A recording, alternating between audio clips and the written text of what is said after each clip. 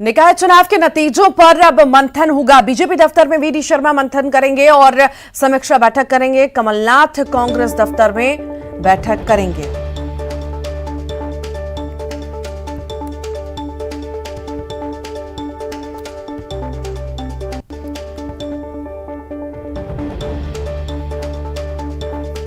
तो नगरीय निकाय चुनावों के नतीजे आने के बाद अब मंथन का दौर भी शुरू हो चुका है। आज बीजेपी की अहम बैठक होगी, साथ ही साथ कांग्रेस की भी बैठक होगी।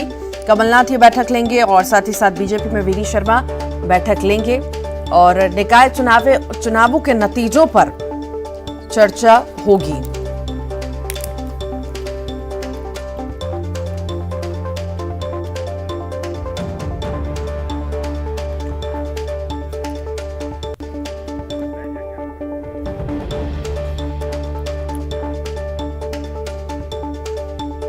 और इसी पर अधिक जानकारी के लिए अनुराग श्रीवास्तव भोपाल से हमारे साथ लाइव जुड़ गए। अनुराग, नगरीय निकाय के रिजल्ट तो आ गए पर अब मंथन का दौर भी शुरू हो चुका है। खास बैठक आज होने जा रही है।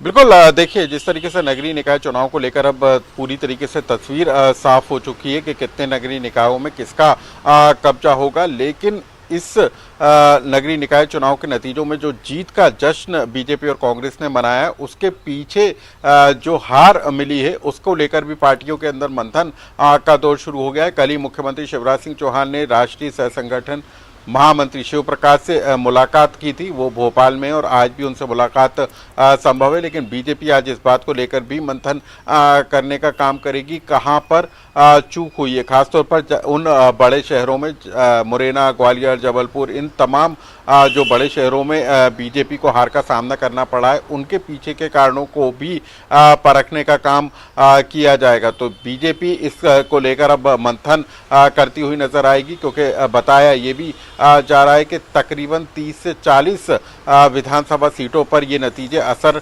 डालने वाले साबित हो सकते हैं। लेकिन वहीं कांग्रेस भी भले ही जीत का जश्न मना रही हो, लेकिन मंथन उसके अंदर भी किया जाएगा, क्योंकि महापौर के पद पर कांग्रेस ने 5 शहरों पर कब्जा जमाया है। लेकिन जो नगर निगम की परिषद होती है वहां पर कांग्रेस पीछे छूटती हुई नजर आ रही है। यानी कि जो वार्डवार पार्षद जीत कर निकल कर आए, उसमें सबसे ज्यादा संख्या बीजेपी के नेताओं की है। तो ऐसे में कांग्रेस के अंदर भी मंथन का दौर होगा। कमलनाथ आज पार्टी के नेताओं के साथ इस पूरे मामले को लेकर चर्चा करेंगे। तो कुल मिलाकर अब जो फोकस होगा वो 2023 के विधानसभा चुनाव पर होगा, और उससे पहले नगरीय निकाय के चुनाव के नतीजों पर किस तरीके से आने वाले दिनों में पार्टियां रणनीति अपनी तय करती हैं, इसी को लेकर अब मंथनों का दौर शुरू होगा।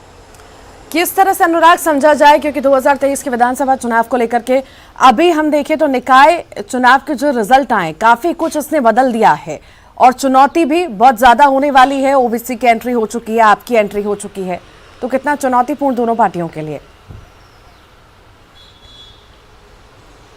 बिल्कुल, देखिए अब पार्टियों को, चाहे वो बीजेपी और कांग्रेस दो प्रमुख दल हैं मध्य प्रदेश की सियासत में, लेकिन जिस तरीके से नगरीय निकाय चुनाव के रास्ते अपनी राजनीतिक जमीन को मजबूत करने की कोशिश ओवैसी की पार्टी और आम आदमी पार्टी ने की है, क्योंकि आम आदमी के पार्टी के पार्षद और AIMIM के पार्षद भी जीतकर आए, और सबसे अहम के महापौर पद पर भी सिंगरौली में आम आदमी पार्टी ने जीत हासिल की है। इसके अलावा निर्दलीय भी इस बार जोर लगाते हुए नजर आए। सबसे ज्यादा जो निर्दलीय हैं इस बार नगरीय निकाय चुनाव में जीतकर सामने आए। तो निश्चित तौर पर कई तरह की चुनौतियां हैं। अब तक बसपा और सपा बीजेपी और कांग्रेस के लिए चुनौती बनती थी और उनके समीकरण बिगाड़ने का काम करती थी, लेकिन इस बार आम आदमी पार्टी और AIMIM की एंट्री के बाद किस तरीके के हालात बनेंगे, खासतौर पर बुरहानपुर, उज्जैन और जो खंडवा जहां पर इनका प्रभाव देखने को मिल रहा है, वहां पर किस तरीके से